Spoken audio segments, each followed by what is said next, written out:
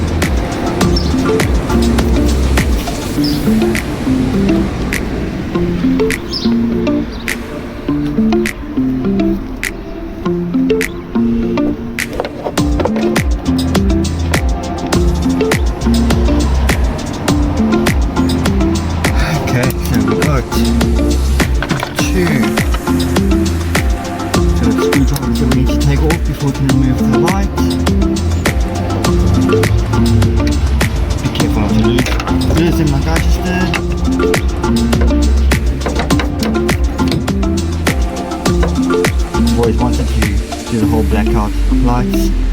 Got these ones off Temu. It took about 7 days to arrive. Other than that, they look like they will be good quality. Easy set, so slide it out. Now, let's have a look.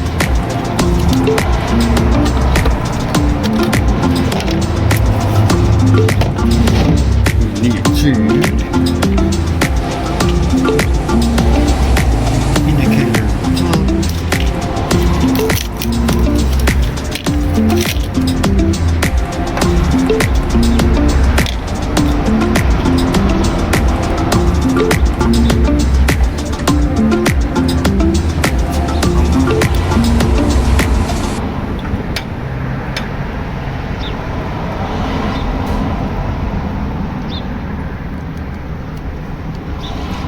And because it's a clear lens on there, I had to get myself a red bulb. I paid $14 for the indicator and for the red bulb in total, so it wasn't too bad. So install's pretty simple. You go in there,